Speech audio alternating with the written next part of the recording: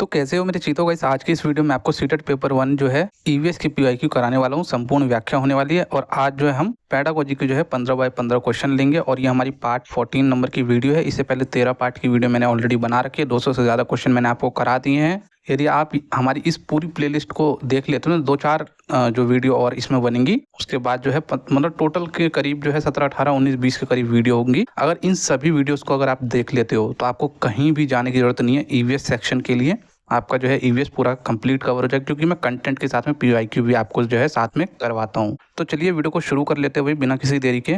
तो पहला क्वेश्चन है हमारा, जो कौवा होता है वो कौवा पेड़ की जो है बहुत नीची डाल पे जो है अपना घोंसला बनाता है। तो क्या ये कथन सही है, आपको बताना है। जैसे कि मैंने आपको कंटेंट वाले में बता रखा है कि जो मोर अपने घोंसले कहाँ बनाता है, उसके बाद जो कौवा है पेड़ की सबसे ऊंची डाली पे बनाता है। सबसे नीची डाली पे तो बहुत रेयर ही पक्षी होते हैं जो बनाएंगे। अब ये बताओ कि खुद भी लॉजिक वाला मतलब इसमें सेंस लगाओ कि जो नीची डाली पे जो कोई भी पक्षी अगर घोंसला बनाएगा तो जो इंसान है और उसके घोंसले को तोड़ नहीं देंगे। तो जो मैक्सिमम पक्षी ऐसे होते हैं जो पेड़ की सबसे ऊंचली डाली पे जो है अपना घोंसला बनाते हैं, जहाँ तक इंसानों की पहुंच ना हो या कांटों के बीच में। मैंने आपको कबूतर के बारे में बताया, उसके बाद जो है रॉबिन पक्षी के बारे में बताया है, उसके बाद दर्जन चिड़िया के बारे में बताया है। तो फर्स्ट जो कथन है ये तो हमारा गलत हो गया, यानी कि कौवा जो है निचली डाल पे अपना घोंसला नहीं बनाता है। सेकंड कथन क्या है, जो वीवर पक्षी है वो 2 पत्तों को सिलकर अपना घोंसला बनाता है। तो वीवर पक्षी जो है भाई वो अपना घोंसला जो है लटकता हुआ बनाता है, ना कि 2 पत्तों को सिलकर। 2 पत्तों को सिलकर जो है टेलर पक्षी जो होता है ना,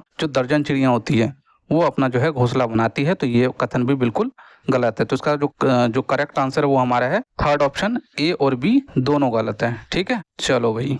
इंग्लिश में भी वही है, A and B both are wrong. जो कौवा होता है वो निचली डाल पे लो ब्रांचेस पे जो है अपना घोंसला ना बना के सबसे ऊपर वाली ब्रांचेस पे बनाता है। और जो वीवर बर्ड है वो स्टिचेस करके नहीं बनाती अपना घोंसला, वो स्टिचेस करके कौन बनाती है, वो टेलर बर्ड है। तो इसका थर्ड ऑप्शन बिल्कुल करेक्ट है। इस क्वेश्चन को ध्यान से समझना, नहीं तो आप इस क्वेश्चन को गलत कर दोगे। प्राथमिक स्तर पर ईवीएस को एक एकीकृत दृष्टिकोण में संचालित करने की सिफारिश की जाती है। आप सभी को पता है कि एनसीएफ के द्वारा जो है ये सिफारिश की जाती है कि जो प्राथमिक स्तर पे जो हम ईवीएस को ना एक इंटीग्रेटेड रूप में हम पढ़ाएंगे, यानी कि एकीकृत रूप में। एकीकृत का मतलब होता है कि जो आपके अलग अलग सब्जेक्ट हैं, जैसे कि हिस्ट्री है, उसके बाद जो है साइंस है अलग है, सोशल साइंस अलग है, इन सबको अलग अलग ना पढ़ा के हम एक ही बुक जिसका नाम ईवीएस होगा। आप सभी को मालूम है जो प्राथमिक स्तर पे जो ईवीएस बुक को जो हम पढ़ाते हैं, ऐसा करने के पीछे उपरोक्त क्या कारण हो सकते हैं, आपको कारण बताने हैं। तो पहला है हमारा, ईवीएस विषयों से मुद्दे को आकर्षित करता है। ये जो मुद्दे होते हैं ना, ईवीएस विषय जो उन मुद्दों को जो है आकर्षित करता है, बच्चों को जो है जल्दी समझ में आती है। थीम के माध्यम से जो बच्चे कुछ भी चीज़ है ना बहुत जल्दी समझते हैं, जैसे विज्ञान हो गया, सामाजिक विज्ञान होगा और पर्यावरण शिक्षा। पहला तो ऑप्शन बिल्कुल सही है कि जो बच्चे हैं ना थीम्स के माध्यम से अच्छे समझते हैं और इन विषयों का जो है समावेशन होता है और बच्चे जो है बहुत ज़्यादा जल्दी जो है किसी भी मुद्दे को जो है मतलब समझ पाते हैं, क्योंकि थीम्स के माध्यम से बच्चों के लिए समझना थोड़ा सा आसान हो जाता है। उसके बाद सेकंड पॉइंट क्या है, यह है समग्र समझ विकसित करने में जो है मदद करता है। ये भी बात ठीक है भाई, समग्र जो होलिस्टिक जो कॉम्प्रीहेंड है वो करने में बच्चों को जो है मदद करता है। चलो भाई देख लेते हैं, मतलब एक से ज़्यादा इसमें जो है आंसर आपके हो सकते हैं। तो पहला तो सही है, दूसरा भी हमें सही लग रहा है, बाकी देखते हैं आगे ऑप्शंस क्या है। उसके बाद है छात्रों और शिक्षकों के बोझ को कम करने में मदद करता है। ये अगर हम डायरेक्टली बोले ना कि मतलब जो हम ईवीएस को जो हमने जो है मतलब इंटीग्रेट किया, तो इससे जो है छात्र और शिक्षक के बोझ कम होते हैं। ये एक हद तक अगर हम रियल लाइफ में देखें तो डेफिनेटली कम होता है, बट किताबी ज्ञान में हमें ऐसा नहीं करना है। ये नेगेटिव पॉइंट हो गया, तो सी ऑप्शन हमारा गलत हो गया। उसके बाद डी ऑप्शन क्या बोलता है कि एकीकृत ईवीएस पढ़ाना जो है सुविधाजनक है। ऐसा कहना भी बिल्कुल गलत होगा कि एकीकृत रूप से जो हम बच्चों को पढ़ाते हैं, यानी कि इंटीग्रेट रूप से जो हम बच्चों को पढ़ाते हैं वो एक सुविधाजनक है। इस बात को भी कहना थोड़ा सा जो है नेगेटिव की तरफ जा रहा है। तो जब हमारे पास बेस्ट ऑप्शन है जो ये फर्स्ट ऑप्शन और ये समग्र होलिस्टिक जो है समझ को जो है विकसित करता है, तो हम इस डी ऑप्शन को क्यों लगाएं, आप खुद बताओ। तो हमारा जो इसका करेक्ट आंसर फोर्थ ऑप्शन होगा, यानी कि ए और B is the correct option. ये दोनों जो है गलत ऑप्शन है। गलत क्या, नेगेटिव पॉइंट है। इसका भी जो है फर्स्ट ऑप्शन सही है, सेकंड ऑप्शन सही है। होलिस्टिक अंडरस्टैंडिंग को जो है कितना अच्छा, मतलब कितना पॉजिटिव वर्ड है, इसको छोड़ के हम डी ऑप्शन थोड़ी लगाने जाएंगे। तो होलिस्टिक अंडरस्टैंडिंग को जो है ये जो है बढ़ावा देता है, हेल्प करता है। तो इसका भी जो है ए और बी जो है करेक्ट आंसर है हमारा। तीसरा क्वेश्चन क्या है, निम्नलिखित में से कौन सी रणनीति यात्रा यानी कि ट्रेवल थीम को पढ़ाते समय जांच इंक्वायरी को बढ़ावा देती है।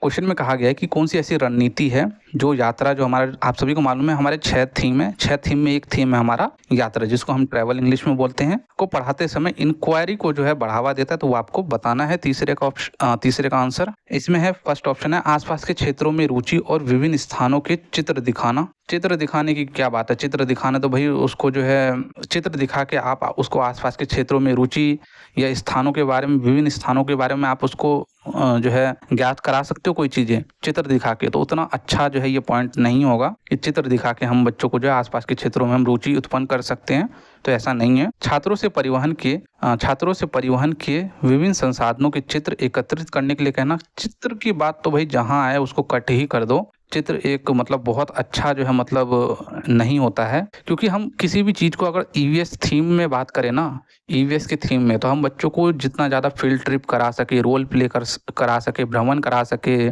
आसपास के गार्डन में जो है उसको ले जा सके, तो वो बहुत अच्छा पॉइंट है। अगर डेमोन्स्ट्रेशन की बात आ रही है, चित्र वगैरह की, वीडियो वगैरह कॉन्फ्रेंसिंग की, तो ये उतना अच्छा पॉइंट नहीं है। ये मैंने आपको कंटेंट वाले जो वीडियोज़ में भी अच्छे से बता रखे हैं। तीसरा है छात्रों से उनके या उनके पड़ोसियों के यात्रा के अनुभव को बताने के लिए कहना, एक्सपीरियंस के बारे में कहना। यानी कि हम छात्रों को बोलेंगे कि आप कहीं पे अगर घूमने गए हो तो आप अपने अनुभव शेयर करो, या आपके पड़ोसी कहीं गए हैं, तो ऐसा होता है ना कि जो आस पड़ोस में जो कहीं कोई जाता है तो वो जब आता है तो जो है वो आपस में जो है एक दूसरे से एक्सपीरियंस शेयर करते हैं। तो बच्चा तो अपने कान बंद नहीं कर लेता, बच्चा भी सुनता है। तो एक टीचर के रूप में आपको जो है बच्चों को जो है कहना है कि आप कहीं अगर घूमने गए हो तो आप अपने जो है समर वेकेशन में अगर कहीं घूमने गए तो आप अपने अनुभव को शेयर करो। तो ये सबसे अच्छा बेस्ट पॉइंट है। इसमें बच्चा जो है बहुत ज़्यादा एक्टिवली जो है बताएगा कि मैम मैं तो समर वेकेशन में अपने नानी के घर गया था, मामा के घर गया था। खैर वो अब अलग बात है कि अब नानी का घर नहीं, मामा का घर हो गया है, तो समझ गए। और उसके बाद छात्रों को पुरानी कारों व डिजिटल प्रस्तुति, ये सब पॉइंट तो फालतू के पॉइंट है। मतलब देख रहे हो कितने आसान होते हैं, खाली ये लंबे होते हैं क्वेश्चन, आपको पढ़ने में थोड़ा समय लग सकता है, लेकिन अगर क्वेश्चन बिना पढ़े भी अगर आप आंसर पढ़ोगे ना तब भी आप आंसर दे दोगे। तो सीटेट को बहुत ज़्यादा मतलब हेक्टिक मत मानो कि बहुत ज़्यादा टफ एग्जाम है। अगर हम जैसे टीचर आपके पास हैं तो आप बिल्कुल भरपूर इसका फ़ायदा उठाओ। और जो भी चीज़ करा रहा हूँ ना, मैंने अभी तक में 200 प्लस क्वेश्चन सीटेट जो है ईवीएस के क्वेश्चन करा दिए हैं। तो समझ लो अगर आप 200 क्वेश्चन अगर आप अच्छे से कर लेते हो, ऐसा नहीं रटना नहीं है, रट के जाओगे तो कुछ नहीं हो पाएगा। ये कोई आपका फैक्चुअल बेस नहीं है, अंडरस्टैंडिंग बेस है। तो आप अंडरस्टैंड करके जाओगे तो डेफिनेटली वहाँ पे जो है 25 प्लस स्कोर कर पाओगे। ईवीएस में 30 में 30 लाना थोड़ा सा मतलब बच्चों के साथ छलावा करने वाली बात हो गई कि भाई आपके जो है मैं 30 में 30 में जो है आपके ला सकता हूँ। हाँ, उसमें सीडीपी में जो है मतलब 30 में 30 बच्चे स्कोर कर पाते हैं, लेकिन ईवीएस में कुछ एक दो क्वेश्चन ऐसे होते हैं, वो भी कंटेंट में, वहाँ पे बच्चे लुढ़क जाते हैं। तो ऐसा कहना कि मतलब 30 में 30 नहीं, लेकिन 25 प्लस स्कोर बहुत अच्छा स्कोर होता है। ठीक है भाई, समझ गए। चलो भाई, इसका भी जो है हमारा जो है कौन सा गया, इसका तो फर्स्ट ऑप्शन गलत है, सेकंड ऑप्शन गलत है, थर्ड ऑप्शन सही है। Asking student to narrate their और their neighbours experience of travelling, experience की अनुभव की बात आई है, ये जो है बिल्कुल करेक्ट आंसर है। फोर्थ क्वेश्चन क्या बोलता है कि ईवीएस कक्षाओं में मानचित्र पठन गतिविधि छात्रों में कुछ योग्यताएं और कौशलों का विकास करता है। वे कौन से कौशल है जो कि ईवीएस की जो क्लासेस में जो मानचित्र पठन, जो हम बच्चों को जो मानचित्र के बारे में पढ़ाते हैं, इस गतिविधि से छात्रों के कौन कौन से कौशल विकसित होते हैं, तो ये आपको बताना है वह कौन से कौशल है। पहला पॉइंट है हमारा स्थानों की सापेक्ष स्थिति को समझना। यानी कि बच्चे को जब भी हम मानचित्रण पठन की गतिविधि अगर कक्षा में कराते हैं तो इससे बच्चे का जो पहला कौशल होता है वो बच्चे जो है स्थानों की सापेक्ष स्थिति, यानी कि गुजरात के सापेक्ष बिहार की स्थिति, बिहार के सापेक्ष गुजरात की स्थिति, ऐसे करके मैंने आपको क्वेश्चन कराए हैं ना। तो ये इस चीज़ की जो है बच्चों को समझ आती है, बिल्कुल सही है। उसके बाद स्थानों की दिशाओं को समझना, बच्चे जो है पूर्व पश्चिम उत्तर दक्षिण जो है समझ पाते हैं किधर है। आप इस तरीके से भी पढ़ा सकते हो कि जो बच्चों आपके जो पूर्व है आपके राइट हैंड साइड में, पश्चिम आपके जो है लेफ्ट हैंड साइड में है। अगर आप इंग्लिश मीडियम के स्कूल में तो उस हिसाब से पढ़ाओ। वैसे तो मैं गवर्नमेंट के हिसाब से पढ़ा रहा हूँ, लेकिन बच्चों को इंग्लिश में भी बताना है। ईस्ट वेस्ट नॉर्थ साउथ, जो हमारा जो उत्तर है वो आपके सिर के ऊपर है और दक्षिण आपके टांगों के नीचे है। तो इस तरीके से समझाओगे तो बच्चे बहुत अच्छे से समझेंगे। और बच्चों को जो है मानचित्रण पठन गतिविधि में जो है बच्चे का ये वाला कौशल भी विकसित होता है, बच्चों को जो है दिशाओं की जो है समझ हो जाती है। उसके बाद है प्रतीकों और पैमाने को समझना। इसका मतलब क्या होता है कि जैसे कि प्रतीक का मतलब होता है कि जैसे कि हम पानी के लिए हम जो है हम किस कलर का यूज़ करते हैं, आप खुद बताओ। जैसे कि अगर हमें मैप में नदियाँ दिखानी है तो हम नदियों के लिए जो है हम स्काई कलर का यूज़ करते हैं, यानी कि ब्लू कलर का यूज़ करते हैं। अगर पेड़ पौधे दिखाने हैं तो वहाँ पे हम ग्रीन कलर का यूज़ करते हैं। तो इस तरीके से जो बच्चे हैं ना वो प्रतीक को समझ पाएंगे। और पैमाने का मतलब होता है कि जैसे कि हम मान लेते हैं कि जैसे कि छोटा सा मैप होता है, आप सभी को मालूम है, A4 शीट में मैप होता है। तो अगर हमें 10 किलोमीटर दिखाना है तो हम उसमें 10 किलोमीटर थोड़ी हम उसमें लाइन खींचेंगे, नहीं खींचेंगे।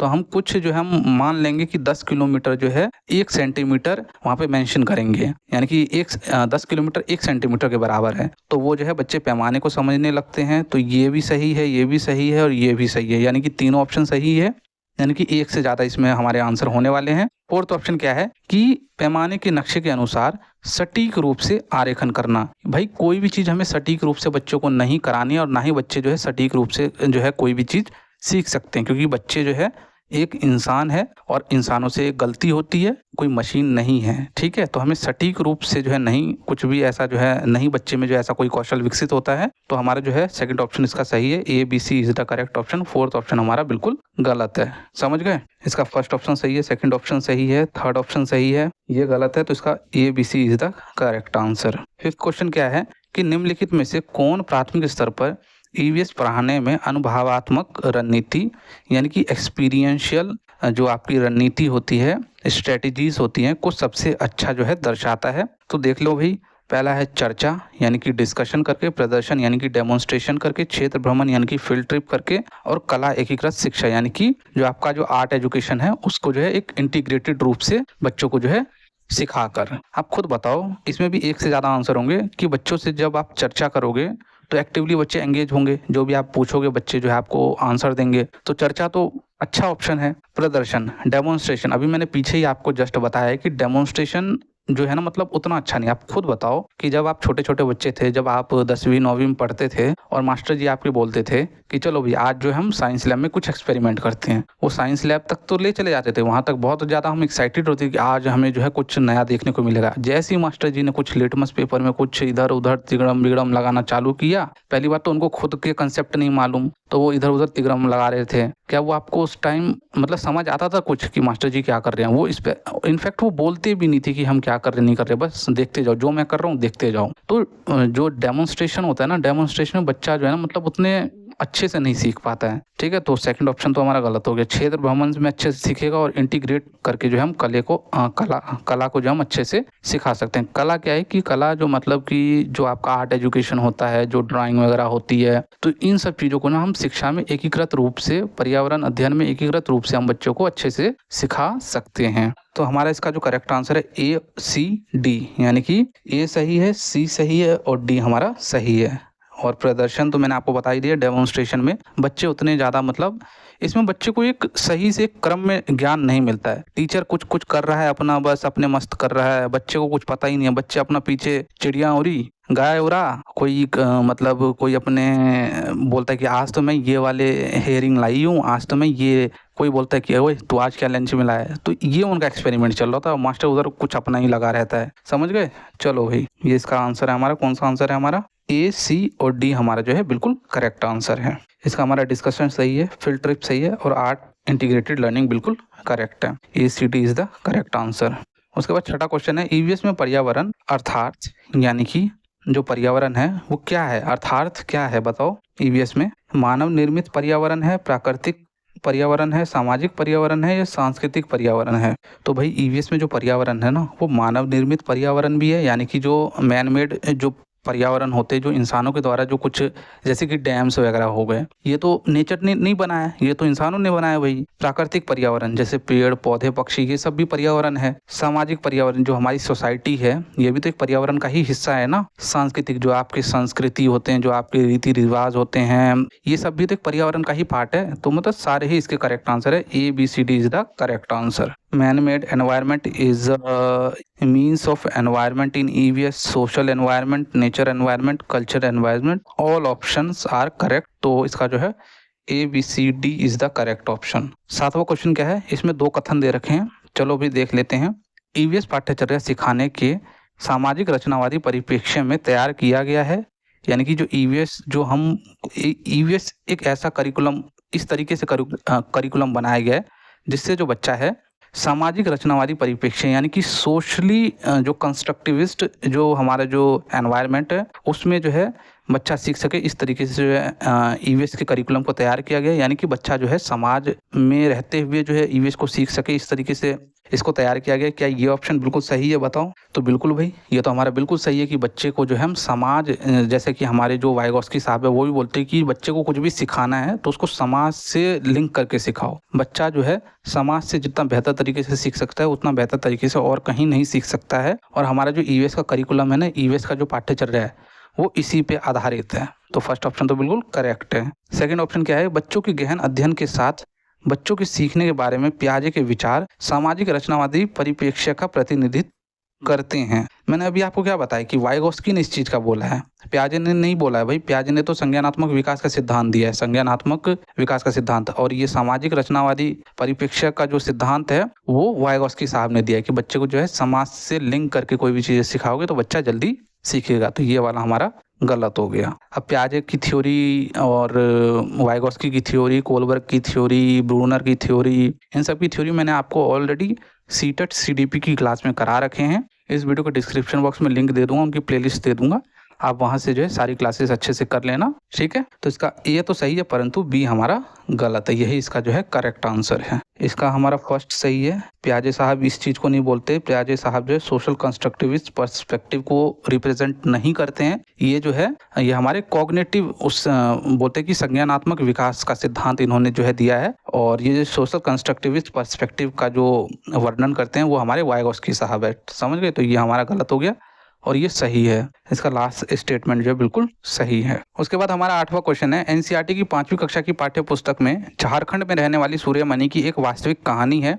यानी कि जो 5th क्लास की जो ईवीएस की पुस्तक है ना, उसमें एक झारखंड में रहने वाली, मतलब आप सभी को मालूम है कि झारखंड में ज़्यादातर आदिवासी लोग रहते हैं और सबसे ज़्यादा जो आदिवासी जनजाति भी है वो भी झारखंड में ही है। तो जो सूर्यमणि की जो है एक वास्तविक कहानी का मतलब ये रियल लाइफ कहानी है, ऐसा नहीं है कि काल्पनिक कहानी हो। यह अध्याय आदिवासी जीवन और सूर्यमणि की भूमिका जो है दर्शाता है। यानी कि उस चैप्टर में जो ये जो आदिवासी जो जीवन होते हैं, किस तरीके से जो है आदिवासियों का जीवन होता है, और उसमें भी सूर्यमणि की क्या भूमिकाएं हैं वो जो है इस चैप्टर में हमें दर्शाया गया है। तो इससे क्वेश्चन क्या उठता है? यहाँ तक तो ठीक है भाई, यहाँ तक तो बातें ठीक है, लेकिन क्वेश्चन क्या उठता है? छात्रों के लिए प्रासंगिक अध्याय द्वारा संबोधित सबसे महत्वपूर्ण पहलू का चयन करें। यानी कि जो प्रासंगिक अध्याय, ये जो हमारा अध्याय है, इससे जो है संबोधित सबसे महत्वपूर्ण पहलू कौन से हो सकते हैं उसका जो है आपको चयन करना है। तो चलो भाई चयन करते हैं हम अच्छे से। इसका फर्स्ट पॉइंट है, जनजातीय समुदाय के बारे में लोकप्रिय धारणाएं व पूर्वाग्रह के बारे में बताया गया है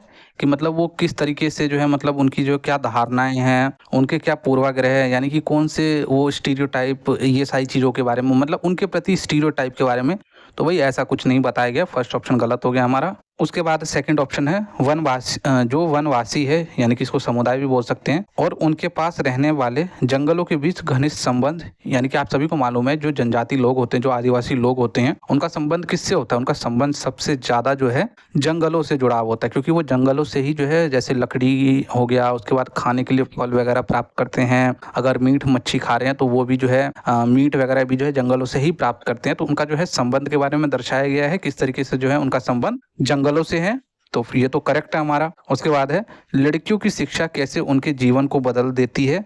इस चीज के बारे में भी हमें जो है इस चैप्टर में हमें देखने को मिलता है भाई, कि लड़कियों की जो शिक्षा है वो किस तरीके से जो उनका जीवन बदल देती है, और किस तरीके से जो हमें जो है बेटी बचाओ बेटी पढ़ाओ का जो हमें जो नारा है ना, वो एक तरीके से सिद्ध होते हुए जो है इस चैप्टर में हमें दिखता है। तो ये भी सही ऑप्शन, मतलब एक से ज्यादा आंसर इसके हो सकते हैं। उसके बाद है जनजातीय आदिवासियों द्वारा उपयोग किए जाने वाले वन उत्पाद, यानी कि वो कौन कौन से उत्पाद है जो कि वो वन से प्राप्त करते हैं, उन सभी के बारे में भी जो हमें इस चैप्टर में देखने को पढ़ने को मिलता है। यानी कि हमारा सेकंड सही है, थर्ड सही है, फोर्थ सही है, लेकिन उनके प्रति धारणाएं व पूर्वाग्रह के बारे में हमें ऐसा कुछ जो है चैप्टर में नहीं देखने को मिलता है। अगर आपके थोड़ा सा अगर आप मेहनती हो ना तो बस इतना कर लेना कि तीसरी चौथी पांचवी और जो मैं ये PYQ करा रहा हूँ बस इतना कर लोगे ना तो आपको ईवीएस में कोई हाथ भी नहीं लगा सकता। इस चीज़ को ध्यान में रखना। और बाकी मैंने आपको सीडीपी के लिए तो बता ही रखा है, सीडीपी में आपको कहीं कुछ नहीं करना है। मैंने आपको सारे टॉपिक वाइज जो है पूरी प्लेलिस्ट, कंप्लीट प्लेलिस्ट बना रखी है, 30-40 वीडियो है, उसमें 30-40 टॉपिक को मैंने कवर किया। उसके बाद उनके जो है अलग से PYQs वाले वीडियोज़ बना रखे हैं 15 या 16 करके, तो उनके अलग से प्लेलिस्ट बना रखे हैं। तो मेरा EVS में आपसे यही निवेदन है कि जो मैं पढ़ा रहा हूँ इनको पढ़ो, उसके बाद जो है ना बस एक बार जो है ना एक बार बस ओवरऑल मतलब रीडिंग लगा लेना। बस जो बोलते हैं ना कि एक इंटेंसिव रीडिंग होती है, एक एक्सटेंसिव रीडिंग होती है, आप एक्सटेंसिव लगाना, इंटेंसिव मत लगाना, क्योंकि इंटेंसिव तो मैं आपको पढ़ा ही रहा हूँ। एक्सटेंसिव रीडिंग लगा लेना, तीसरी चौथी पाँचवीं। अब बोलोगे सर तीसरी चौथी पाँचवीं की बुक तो बड़ी हार्ड होगी। अरे बहुत बच्चों सी बुक रहती है, उसमें दो आप जैसी रीड करोगे ना आपको वो जीवन भर के लिए याद रहेगा, और वो आप जब आपकी नौकरी लग जाएगी तो वो आपको भविष्य में काम ही आएगी। ऐसा नहीं है कि मतलब NCERT की बुक्स आपको कभी धोखा नहीं देगी, इस चीज़ को ध्यान रखना। तो भाई इसका जो है कौन सा हमारा करेक्ट आंसर है, BCD इसका जो हमारा करेक्ट आंसर है, ये हमारा इसमें करेक्ट आंसर नहीं है। ये तो मैंने आपको इतना तामझाम अच्छे से बता ही रखा है। और इसका भी जो है BC और D जो है इसका करेक्ट आंसर है। ठीक है, BCD इसका करेक्ट आंसर है। उसके बाद 9वां है हमारा, पहले दिन से 10वें दिन तक बीजों के अंकुरित होकर पौधे में बदलने की प्रक्रिया को रिकॉर्ड करें। रीता ने अंकुरन का पाठ पढ़ाने से पहले अपने छात्रों को यह कार्य दिया। वह अपने छात्रों की निम्नलिखित किन क्षमताओं का आकलन करने का प्रयास कर रही है। यानी कि जो हमारी मैडम का नाम है रीता, मेरी तो मैडम ही नहीं है, अभी मैं मैडम का नाम बता रहा हूँ यहाँ पे जो चैप्टर में है। तो ये जो रीता मैडम है, ये जो है अंकुरन का पाठ जो है पढ़ाना चाहती है। तो ये जो अंकुरन का पाठ पढ़ाने से पहले ना बच्चों को कुछ जो मतलब क्या देती है, कुछ मतलब क्या बोलते हैं यार उसको, क्रियाकलाप बोल लो, कुछ जो है मतलब एक्टिविटी देती है करने के लिए कि आप जो है क्या करो कि एक पौधा लो, एक बीज लो, उसको जो है क्या करो पौधे में बदलने तक की जो है प्रक्रिया को जो आप रिकॉर्ड करो कॉपी में, और उस रिकॉर्ड करने के बाद जो है वो सारे डेटा को लाओ क्लास में। और उसके बाद मैं आपको जो है अंकुरन का पाठ जो है पढ़ाऊंगी कि कैसे जो है बीज से पौधा बनता है। तो इससे जो है वह छात्रों की किन क्षमताओं का आकलन करना चाह रही है ये आपको बताना है। समझ गए? इसका फर्स्ट ऑप्शन है हमारा चित्र बनाना और दर्शाना। चित्र बनाना और दर्शाने के कौशल को जो है जो मैडम है वो जो है क्षमताओं का आकलन करने का प्रयास कर दिया। नहीं जी, यहाँ पे ऐसी कोई आकलन नहीं हो रहा है। बी ऑप्शन है अंकुरित बीज कैसे दिखेंगे इसका अनुमान लगाना। बिल्कुल, ये तो बिल्कुल सही है। यानी कि जो अंकुरित बीज होंगे, पहले वो बीज होंगे छोटे से, फिर वो अंकुरित होकर छोटा सा एक हरा सा जो है एक उसमें जो डंडी टाइप का निकलेगा, उसके बाद फिर वो जो है पौधे में कन्वर्ट होगा। उसके बाद है अवलोकन करना तथा रिकॉर्ड करना। बिल्कुल, ऑब्जर्वेशन का जो स्किल है बच्चों में चेक करना चाह रही है। और डी ऑप्शन हमारा दी गई गतिविधि से अनुमान लगाना। यानी कि जो गतिविधि दी गई है उससे जो है बच्चे में जो है अनुमान लगाने के जो कौशल को भी जो है वो चेक करना चाह रही है कि बच्चे कितना अनुमान लगा पाते हैं कि आज इतना बड़ा हो गया, कल इतना बड़ा होगा, फिर परसों इतना बड़ा पौधा होगा। तो हमारा जो है डी ऑप्शन भी बिल्कुल करेक्ट है। तो इसका करेक्ट आंसर क्या होगा हमारा, BCD is the correct answer. इसका हमारा ड्रॉ एंड रिप्रेजेंट करना, ड्रॉ करना की बात नहीं है। और वहाँ पे जब बच्चा लाइव जो है बीज लगा रहा है, देख रहा है, तो उसमें ड्रॉ करने की क्या बात है, उसको लाइव सब कुछ दिखेगा उसमें। तो इसका हमें BCD जो है हमारा इसका करेक्ट आंसर है। 10वां क्वेश्चन है, ध्यान रखना क्वेश्चन सिर्फ देखने में बड़े होंगे, लेंथी होंगे क्वेश्चन, बस पढ़ने में आपको जो थोड़ी बहुत दिक्कत होगी, लेकिन एक बार अच्छे से पढ़ लोगे ना, समझ लोगे ना, उसके बाद फिर आपको आंसर देने में कोई दिक्कत नहीं होगी। EVS की यही खासियत है। 10वां क्वेश्चन क्या है कि रोशनी एक EVS शिक्षिका ने सरसों, हरा चना और बंगाल चना, मिर्च के प्रत्येक 20 बीज में से जो है कितने बीज अंकुरित हुए के लिए एक डाटा चार्ट जो है प्रदर्शित किया। उन्होंने उनसे यह समझाने के लिए कहा कि विभिन्न बीजों की अंकुरण दर की भिन्नताएं क्यों होती है, वह कौन से कौशल का आकलन करना चाहती है। मतलब हर चीज़ तो मतलब पेड़ पौधों से ही आकलन करा लो बच्चों से। क्वेश्चन का कहने का मतलब है कि रोशनी एक मैडम है, यहाँ पे पीछे रीता मैडम थी, अब रोशनी मैडम है। तो क्या करती हैं कि वो इन सभी के जो है बीज से जो है वो क्या करती है, 20 बीजों के जो है क्या करती है, जो रोशनी मैडम है ना, वो सरसों, हरा चना, बंगाल चना और मिर्च के जो है 20 बीजों में से जो है कितने बीज जो है अंकुरित यानी कि उसमें से जो है उगे हैं के लिए जो है एक डाटा जो है प्रदर्शित जो है करती है। ठीक है, और उनमें से जो है यह समझाने के लिए कहती है कि बीज जो है अंकुरन दर की भिन्नताएं जो है वो बताती है कि भाई ये जो अंकुरन दर की जो भिन्नताएं ये क्यों होती है। ऑब्वियस सी बात है, जो सरसों है, हरा चना है, बंगाल चना है और जो मिर्च है, ये सभी एक साथ तो नहीं जन्म जाएंगे, एक साथ तो अंकुरित नहीं हो जाएंगे। इनके भाई जो इनमें से जो पौधे निकलेंगे छोटे से, उनमें भिन्नताएं तो कुछ होंगी ना। तो ये जो है भिन्नताओं क्यों होती है, तो ये सारी चीज़ें वो बताती है। उसके बाद जो है वह ऐसा करके कौन से कौशल का जो है आकलन करना चाहती है बच्चों के, तो ये आपको बताना है। क्वेश्चन ये है, कौन से कौशलों का जो है आकलन करना चाहती है कि भाई वो जो बीज की अंकुरन की दर में जो भिन्नताएं पाई जाती है, ऐसा क्यों होता है। तो चलो भाई देख लेते हैं भाई। इसका फर्स्ट पॉइंट हमारा जांच करना, प्रयोग करना, अनुमान लगाना और निष्कर्ष निकालना। बताओ भाई क्या होगा इसका करेक्ट आंसर। इसका जो है इसके दो आंसर हो सकते हैं। इसका जो है अनुमान लगाना और निष्कर्ष निकालना। अगर इन दोनों में से कोई भी आप लगाओगे तो आपका आंसर बिल्कुल सही माना जाएगा। तो समझ गए, अनुमान लगाएंगे बच्चे या निष्कर्ष निकालेंगे। प्रयोग और जांच की तो यहाँ पे बात ही नहीं हुई है। तो ये पूरा तामझाम समझ लेना क्या तामझाम है। और इसका जो है प्रिडिक्शन और ड्राइंग इन्फ्लुएंस, समझ गए। 11वां है अभिकथन और कारण वाले क्वेश्चन है। इस क्वेश्चन को अच्छे से करना क्योंकि दोनों में रिलेशन भी बताना होता है, और रिलेशन में अगर गलत हो गया तो आपका पूरा क्वेश्चन ही गलत हो जाएगा। ईवीएस की पाठ्य पुस्तकों में कहानियां और व्याख्यान का उपयोग किया गया है, बिल्कुल सही बात है। इसमें गलत क्या है, सही बात है भाई। इसका क्या कारण हो सकता है, उद्देश्य यह है कि बच्चों को संवेदनशील बनाना, ठीक है, क्योंकि वह कहानी में पात्रों के साथ तदानुभूति रख सकता है। पाठ्य पुस्तकें बच्चों को हमारे समाज के भीतर मौजूद व्यापक मतभेदों के प्रति संवेदनशील बनाना चाहिए। तो ये क्या ये सही है, बताओ भाई। फर्स्ट ऑप्शन तो हमारा सही है और सेकंड ऑप्शन भी सही है। क्या इन दोनों में रिलेशन बन रहा है, रिलेशन बताओ। सेकंड ऑप्शन में यही तो बताया गया ना कि हमें बच्चों को जो है संवेदनशील बनाना चाहिए, और वो जो है कहानी में जैसे कुछ ऐसे पात्र होते हैं जिसमें कि मतलब जैसे कि आप भी नाटक वगैरह देखते हो, या कुछ अभी मतलब एक मूवी आई थी, खैर जब तक में ये वीडियो डलेगी तब तक में तो मूवी पुरानी हो जाएगी। एक सैयारा मूवी आई थी, आपको ध्यान है जो एक सैयारा मूवी आई थी, उसमें कितने बिलक बिलक के जो चुन्नू मुन्नू सब रो रहे थे। तो वो कहानी ये जो पात्र थे उससे क्या हुआ है, उससे वो बिल्कुल उनकी जो है भावनाओं में घुल मिल गए और उससे बिल्कुल संवेदनशील हो गए। तो इसी प्रकार से जो बच्चे होते हैं ना, बच्चों अगर कुछ भी कहानी या कुछ पात्र ऐसे अगर व्याख्यान करते हो तो उसके प्रति बच्चे बहुत ज़्यादा संवेदनशील हो जाते हैं। तो बिल्कुल ये भी सही है, दोनों में रिलेशन भी बन रहा है। और किस ने सैयारा मूवी, आई थिंक ये वीडियो जब तक में डलेगी ना, जब तक में तो वो मूवी पुरानी हो जाएगी, बात भी आप भूल जाओगे। खैर बताना किस ने देखी वो चुन्नू मुन्नू वाली, जो कि कॉपीड वर्जन है कोरियन मूवी की। तो इसका हमारा दोनों सही है और इसका जो सही व्याख्यान भी कर रहे हैं, तो सेकंड ऑप्शन बिल्कुल करेक्ट। तो असर्शन आपको मैंने बता दिया है, इसका रीजन क्या है रीजन बता दिया है, और इन दोनों में रिलेशन भी बन रहा है, ठीक है। तो इसका सेकंड ऑप्शन हमारा बिल्कुल करेक्ट है। तो इस तरीके से आप क्वेश्चन करोगे तो आपके क्वेश्चन गलत नहीं होंगे। उसके बाद फिर से एक असर्शन एंड रीजन वाले क्वेश्चन आ गए हैं। इस क्वेश्चन से आप डरना मत, इसको अपने चाचा का भाई बना लेना, चचेरा भाई जिसको बोलते हैं। और चचेरे भाई से जितना मतलब आपसी तालमेल बना के रखोगे ना, उतना आपका जमीन का जो विवाद है ना वो नहीं होगा। कहने का अर्थ है कि जितना इससे आपका तालमेल रहेगा ना, उतना जो नंबर है ना उतने नंबर बढ़ेंगे, कम नहीं होंगे, ठीक है। तो अभिकथन क्या बोलता है, अगर कोई तैरना नहीं भी जानता है तब भी मृत सागर में आसानी से तैर सकता है। बिल्कुल भाई, जो मृत सागर में जो है वो बहुत ज्यादा खारा पानी है उसमें, और खारा पानी होने की वजह से जो है अगर किसी को तैरना नहीं भी आता है ना, और ऐसा नहीं कि वो गहरा नहीं, बहुत गहरा है, बहुत गहरा वो सागर इसलिए है क्योंकि उसकी गहराई बहुत ज्यादा है। वरना उसको हम छोटा सा तालाब नहीं बोल देते या स्विमिंग पूल नहीं बोल देते। इसका कारण क्या देखा है, मृत सागर में 1 लीटर पानी में 300 ग्राम जो है नमक पाया जाता है, जो इसे सबसे अधिक नमक सांगरित सागर बनाता है। यानी कि यूँ समझ लो 1 लीटर पानी में 300 ग्राम नमक कम नहीं होते हैं। तो ये जो इसका रीजन भी सही है, दोनों एक दूसरे की करेक्ट एक्सप्लेनेशन भी है। तो इसका जो आंसर है दोनों ए और आर सही है, तथा आर एक ही सही व्याख्या भी करता है। इसका भी सेकंड ऑप्शन बिल्कुल करेक्ट है। उसके बाद 13 क्वेश्चन क्या बोलता है कि एक ईवीएस शिक्षक के रूप में आप चाहते हैं कि आपके विद्यार्थी वयस्कों के आसपास अपनी सुरक्षा के बारे में जागरूक हो, ताकि वे अपनी देखभाल कर सके और यौन उत्पीड़न का जो है शिकार ना हो। यानी कि जो यौन उत्पीड़न होता है, इसको इंग्लिश में नहीं बोल सकता वरना स्ट्राइक पड़ जाएगी वीडियो पे।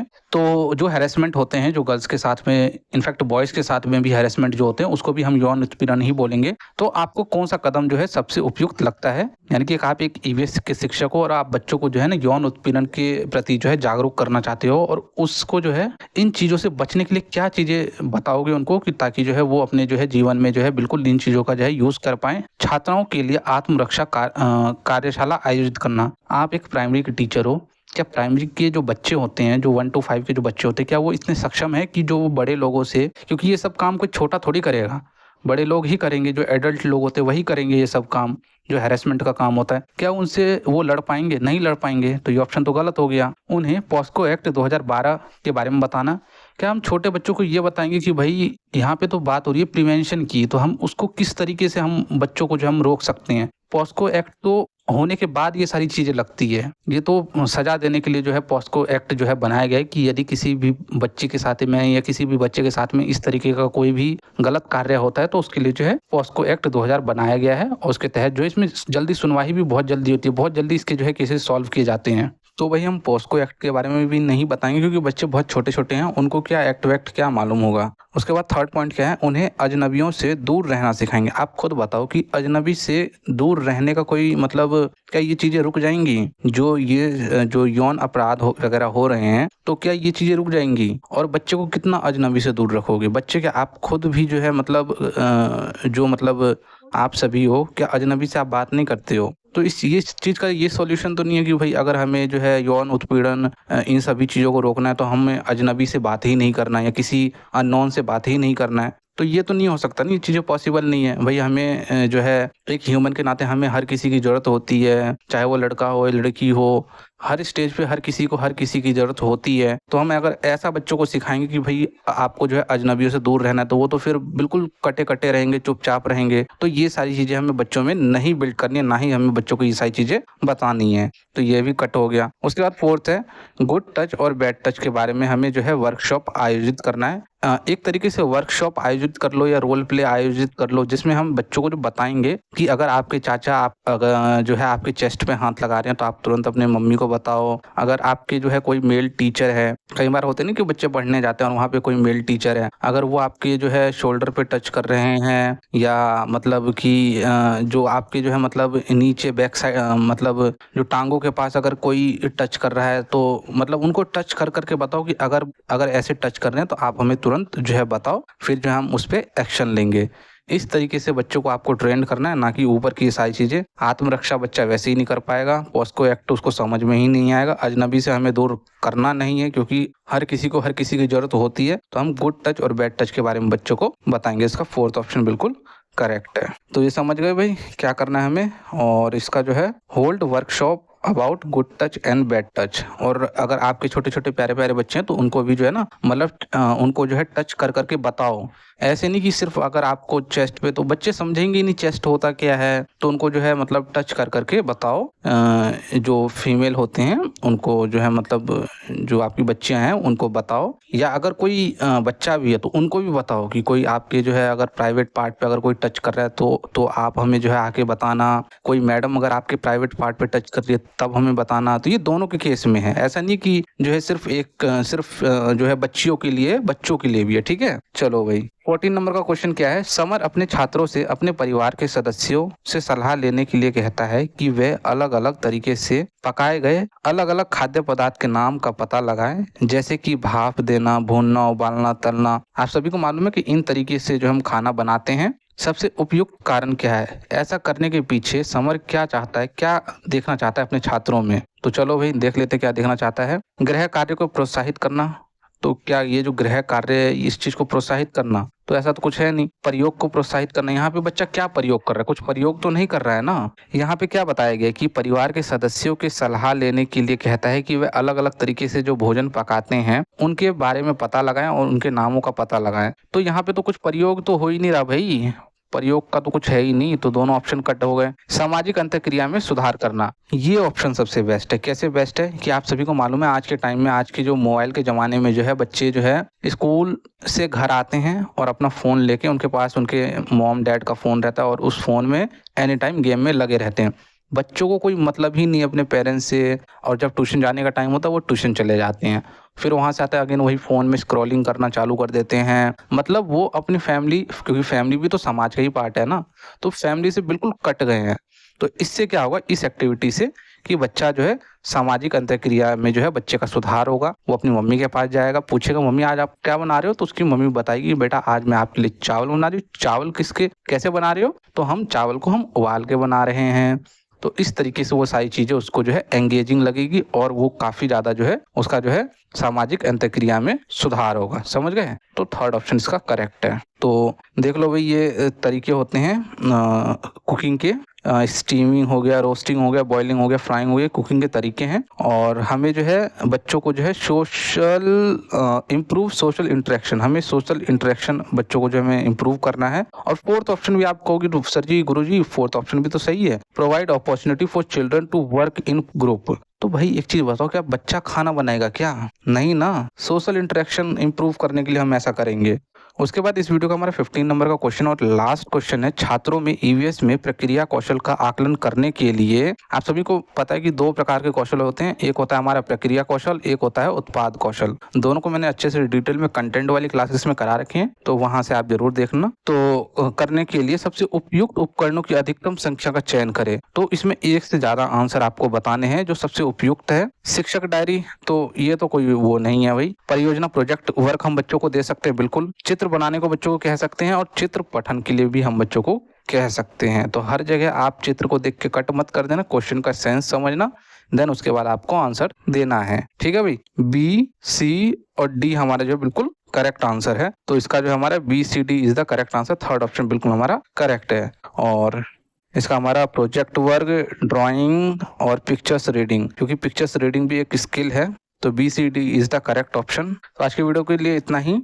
नोट्स जितने भी हमारे टेलीग्राम पे हैं और जो भी इंपॉर्टेंट लिंक्स है ना, जैसे कि आपको अगर सीटेट CDP की क्लास देखनी है, बाल विकास की क्लास देखनी है, तो इस वीडियो को डिस्क्रिप्शन बॉक्स में सारे लिंक्स प्रोवाइडेड है। टेलीग्राम से जुड़ना है, सारी चीज़ें प्रोवाइडेड है। आप वीडियो को खत्म होने के बाद, नोट्स बनाने के बाद जरूर एक बार चेक कर लेना। जय हिंद, जय भारत।